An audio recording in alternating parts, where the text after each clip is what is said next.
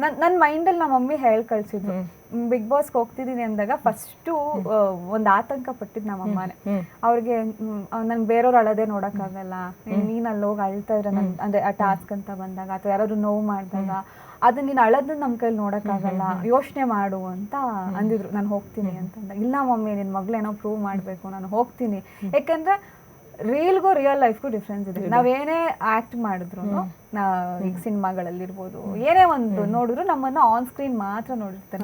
ನನ್ನ real life ಏನು, ನನ್ನ ಪರ್ಸನಾಲಿಟಿ ಏನು ಅಂತ ನಾನು ಅರ್ಥ ಮಾಡ್ಕೋಬೇಕು. ಯಾಕಂದರೆ ನಾವು ಆನ್ ಸ್ಕ್ರೀನ್ ಅಂತ ಬಂದ ತಕ್ಷಣ ಡಿಪ್ಲೊಮ್ಯಾಟಿಕ್ ಆಗಿರೋದಿರ್ಬೋದು, ಡಿಪ್ಲೊಮ್ಯಾಟಿಕ್ ಅನ್ನೋದಕ್ಕಿಂತ ರಿಸರ್ವ್ಡ್, ಇಲ್ಲಿ ಇಷ್ಟೇ ಮಾತಾಡ್ಬೇಕು ಅಷ್ಟೇ ಮಾತಾಡ್ಬೇಕು ಅನ್ನೋದು ಒಂದಿರುತ್ತೆ ಪ್ರೊಫೆಷನ್ ಅಂತ ಬಂದಾಗ.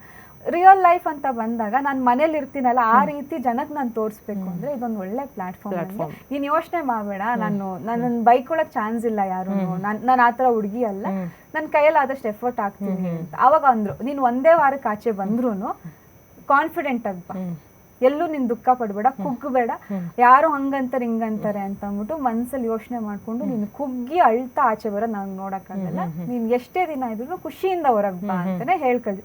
ಗೆದ್ಕೊಂಬ, ಆಗ್ಲಿಲ್ಲ ಅಂದ್ರೂ ಎಷ್ಟು ದಿನ ಇರ್ತೀಯ ಆ ಜರ್ನಿನ ಬ್ಯೂಟಿಫುಲ್ ಆಗಿ ಕಂಪ್ಲೀಟ್ ಮಾಡಿ ಕಾನ್ಫಿಡೆಂಟ್ ಹೊರಗೆ ಬಾ ಅಂತಾನೆ ಹೇಳ್ಕಳ್ಸಿದ್ರು. ಅದು ತಲೆಗೆ ಬಂತು. ರೆಡ್ ಲೈಟ್ ನನ್ನ ಮೇಲೆ ಹಿಂಗೆ ಬಂದಿದ ತಕ್ಷಣ ಮಮ್ಮಿ ಹೇಳಿದ ಮಾತುಗಳೆಲ್ಲ ನೆನಪಾಯಿತು. ಕಾನ್ಫಿಡೆಂಟಾಗಿ ಆಚೆ ಬಂದೆ.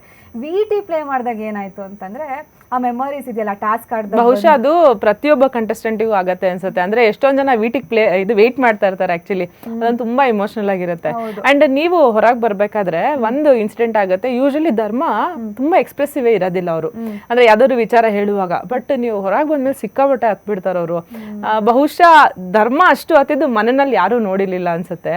ನಿಮ್ಮನ್ನ ಅಷ್ಟು ಮಿಸ್ ಮಾಡ್ಕೊಂಡ್ಬಿಟ್ರ ಅವರು. ಅಲ್ಲ, ಬಹುಶಃ ನಾವ್ ಯಾರು ಆಡಿಯನ್ಸ್ ನೋಡಿರ್ಲಿಲ್ಲ ಅನ್ಸುತ್ತೆ ಧರ್ಮ ಅಷ್ಟು ಹತ್ತಿದ್ದು. ನೀವು ಹೋದ್ರಿ ಅಂತೇಳಿ ನಿಮ್ಮನ್ನ ಮಿಸ್ ಮಾಡ್ಕೊಂಡು ತುಂಬಾ ಹತ್ಬಿಟ್ರು. ಅದ್ರ ಬಗ್ಗೆ ಏನ್ ಹೇಳ್ತೀರಿ? ನೋಡಿದೆ ನಾನು ಅದನ್ನ ನಿನ್ನೆ ನೈಟ್ ಮಿಡ್-ನೈಟ್ ಎಪಿಸೋಡ್ ನಾನು ಜಿಯೋ ಸಿನಿಮಾಸಲ್ಲಿ. ಅವರೆಲ್ಲ ಇವನ್ ಚೈತ್ರ, ಭವ್ಯ, ಹೌದು, ಧರ್ಮ, 3 ಜನ ಹತ್ರು. ಸ್ಪೆಷಲಿ ಧರ್ಮ, ಚೈತ್ರ ಬಿಕ್ಕಿ ಅಳ್ತಾ ಇದ್ರು.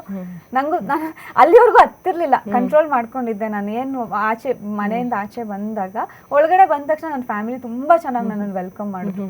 ಮನೆಯಲ್ಲಿ ವೆಲ್ಕಮ್ ಬ್ಯಾಕ್ ಅಂತ ಎಲ್ಲ ರೆಡಿ ಮಾಡಿಸಿ ನಾನು ತುಂಬಾ ಬ್ಯೂಟಿಫುಲ್ ಆಗಿ ಒಳಗೆ ಕರ್ಕೊಂಡಾಗ ನಂಗೆ ಆ ದುಃಖನ ಏನ್ ಮಾಡಿದೆ, ಖುಷಿನಲ್ಲಿ ಇದ್ದೆ. ಎಮೋಷನ್ ಅಂದ್ರೆ ಹ್ಯಾಪಿ ಟಿಯರ್ಸ್ ಇತ್ತು. ಇರ್ಲಿ, ನನ್ನ ಫ್ಯಾಮಿಲಿ ಇದಾರೆ ನನಗೋಸ್ಕರ, ಅಲ್ಲಿ ಏನೋ ಜೀವನದಲ್ಲಿ ಗೆಲ್ಲೋಣ, ಆಟದಲ್ಲಿ ಸೋತ್ರು ಅನ್ಕೊಂಡಿದ್ದೆ. ಬಟ್ ನೈಟ್ ಎಲ್ಲ ಮಾತುಕತೆ ಎಲ್ಲ ಮುಗ್ದು ನೈಟ್ ಹಾಕೊಂಡ್ವಲ್ಲ ಮಿಡ್-ನೈಟ್ ಅಲ್ಲಿ ಏನಾಗಿದೆ ನೋಡಿ, ಅದ್ ನೋಡಿದ ತಕ್ಷಣ ಒಂದು ಓಡ್ಬಂದ್ ನಮ್ಮ ಮಮ್ಮಿನ ತಪ್ಕೊಂಡು ಅತ್ತೆ ಅಂದ್ರೆ ಜೋರು. ಲಿಟ್ರಲಿ ನಾನು ಎಷ್ಟು ಕಂಟ್ರೋಲ್ ಮಾಡಿದ್ದೆ, ಸ್ಟೇಜ್ ಮೇಲಿಂದ ಮನೆಗೆ ಬರೋವರೆಗೂ ನನ್ನ ಟೀಯರ್ಸ್ ನ ಅಂದ್ರೆ ಅತ್ತೆ ಬಟ್ ಜೋರ್ ಹತ್ತಿರ್ಲಿಲ್ಲ ಫೀಲಿಂಗ್ಸ್ ನ. ಇರ್ಲಿ, ದಟ್ಸ್ ಓಕೆ. ನೀವು ಇವಾಗ್ಲೂ ಇಮೋಷನಲ್ ಆಗ್ತಾ ಇದೀರ ಅನ್ಸುತ್ತೆ ಮಾತಾಡ್ತಾ. ಸ್ವಲ್ಪ ಎಮೋಷನಲ್, ಅದೇ ಪ್ರಾಬ್ಲಮ್ ನಂದು. ಬಟ್ ಈ ತರ ಇನ್ನು ಜೋರಾಗಿ ಹತ್ತಿದ್ದೀನಿ. ನಿನ್ನೆ ರಾತ್ರಿ ತುಂಬಾ ಜೋರಾಗಿ ಹತ್ತೆ. ಅವರೆಲ್ಲ ಅಳ್ಬೇಕಾದ್ರೆ ನನಗೂ ಅಳು ತಡಿಯಕ್ಕಾಗಿಲ್ಲ.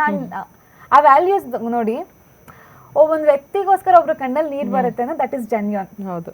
ಚೈತ್ರ, ಭವ್ಯ, ಧರ್ಮ, ಅವ್ರ 3 ಜನ ಬಹುಶಃ ನಿಮ್ಗೋಸ್ಕರ ಅವ್ರ ಮನೆಯಲ್ಲಿ ಯಾವತ್ತೂ ಇದ್ರು. ಅಂದ್ರೆ ನಿಮ್ಗೆ ಯಾರಾದ್ರೂ ಒಬ್ರು ಸ್ಟ್ಯಾಂಡ್ ತಗೊಂತಾರೆ ಅಂತಂದ್ರೆ ಅದು ಒಂದು ನಾಮಿನೇಷನ್ ವಿಚಾರದಲ್ಲಿ ಬಿಟ್ರೆ, ಬಿಕಾಸ್ ಅದು ಅವ್ರೊಬ್ರು ಡಿಸಿಷನ್ ಆಗಿರಲ್ಲ, ಅವ್ರ ಪಾರ್ಟ್ನರ್ದು ಡಿಸಿಷನ್ ಅಂತ ತಗೊಳೋದಿದ್ರೆ ಬಹುಶಃ ಪಾಪ ನಿಮ್ ಜೊತೆ ಯಾವಾಗ್ಲೂ ಸ್ಟ್ಯಾಂಡ್ ಆಗಿದ್ರು ಅವರು. ಎಕ್ಸಾಕ್ಟ್ಲಿ. ನನ್ಗೆ ನಾನು ಹತ್ತಾಗ, ನಂಗೆ ನೋವಾದಾಗ ಆ ಮನೇಲಿ ನಮ್ಮವರು ಅಂತ ಒಂಚೂರು ಫೀಲ್ ಆಗ್ತಿದ್ದು ಫಸ್ಟ್ ಧರ್ಮ. ಆ ಧರ್ಮ ಇಲ್ಲ ಅಂದಾಗ ನೆಕ್ಸ್ಟ್ ಆಪ್ಷನ್ ನನಗೆ ಚೈತ್ರ ಕಾಣಿಸ್ತಾ ಇದ್ರು. ಎಲ್ರು ಕೇರ್ ಮಾಡ್ತಿದ್ರು. ಒನ್ ಆಫ್ ದಿ ಅದು ಯಾರಾದ್ರೂ ಒಬ್ರು ಯಾರ ಕಣ್ಣಿಗೆ ಕಾಣಿಸ್ತಾರೆ, ಈಗ ಗ್ಲೋ ಕೂತಿದ್ದೆ ಅಂದ್ರೆ ಇವನ್ ಮೋಕ್ಷಿತ ಅವರು ಕೂಡ ತುಂಬಾ ಸಲ ಸಮಾಧಾನ ಮಾಡಿದ್ದಾರೆ. ಎಲ್ಲರೂ, ವಿಕ್ಕಿ, ಗೌತಮಿ, ಮಂಜಣ್ಣ, ಎಲ್ಲರೂ. ಅಂದ್ರೆ ಅದೊಂದು ಮಾನವೀಯತೆ ಎಲ್ಲರಿಗೂ ಇದೆ ಮನೆಯಲ್ಲಿ. ಆಟ ಅಂತ ಬಂದಾಗ ಅಗ್ರೆಸಿವ್ ಆಗಿರ್ತಾರೆ ಬಿಟ್ರೆ, ಅದನ್ನ ಹೊರತುಪಡಿಸಿ ಫ್ರೀ ಟೈಮ್ ನಲ್ಲಿ ಎಲ್ರಿಗೂ ಒಂದು ಹ್ಯುಮ್ಯಾನಿಟಿ ಇದೆ, ಎಲ್ಲರೂ ಒಳ್ಳೆಯವರೇ ಅಲ್ಲಿರೋರು. ಅದಿರ್ತಾ ಇತ್ತು.